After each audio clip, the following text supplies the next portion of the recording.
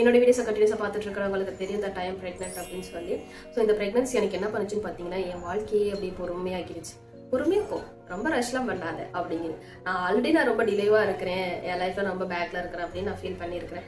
இந்த ஒரு விஷயம் இன்னும் ஸ்லோ பண்ணிடுச்சுன்னே நான் வந்து சொல்லுவேன். நாட் லைக் எனக்கு ஒரு ஆம்பிஷன் இருக்குது, அதை அச்சீவ் பண்ணுறதுக்கு வந்து எனக்கு தடையா இருக்குது, அது அப்படி கிடையாது. நீ ரொம்ப ஸ்ட்ரெஸ் எடுத்துக்கிற, இவ்வளோ பண்ணணும் அவ்வளோ பண்ணணும்னு வந்து ரொம்ப ஸ்ட்ரெஸ் எடுத்துக்கிற, அதெல்லாம் எடுத்துக்காத. ஃபர்ஸ்ட் உன்னோட ஹெல்த்தை நீ பார்த்துக்கோ, உடனே நீ ஃபோக்கஸ் பண்ணு, அதுக்கப்புறம் நீ மற்றதெல்லாம் பார்க்கலாம். மற்றவங்களுக்காக நீ ஃபீல் பண்ணிட்டு இருந்ததெல்லாம் போதும், இப்போதைக்கு ஒன்றை மட்டும் நீ பாரு அப்படின்னு சொல்லி இந்த யூனிவர்ஸ் வந்து என் வாழ்க்கையை கொஞ்சம் பொறுமையாக்கிருக்குன்னே சொல்லலாம். ஸோ இந்த விஷயத்துலேருந்து நான் என்ன கற்றுக்கிட்டேன்னா, நீங்கள் அப்படியே உங்கள் வாழ்க்கையில் ஹரிபரியாக ஒரு விஷயத்தை ரஷ் பண்ணிக்கிட்டே இருக்கீங்கன்னா, ஏதோ சுச்சுவேஷன் வந்து உங்களை காம் பண்ணும். பொறுமையாக போ, ஒன்றும் அவசரம் இல்லை அப்படின்னு சொல்லி காம் பண்ணும்.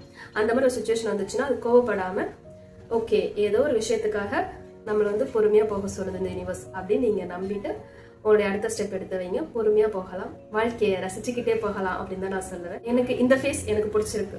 என்னுடைய குழந்தையோட மூமெண்ட் நான் பார்க்குறது இதெல்லாம் நல்லா இருக்கு. நீங்களும் உங்கள் வாழ்க்கையில் ஸ்லோவான சுச்சுவேஷன் வரப்போ அந்த மூமெண்ட்ஸில் நடக்கிற விஷயங்களை ரீகால் பண்ணி பாருங்கள். கண்டிப்பாக சந்தோஷம் தான் படுவீங்க.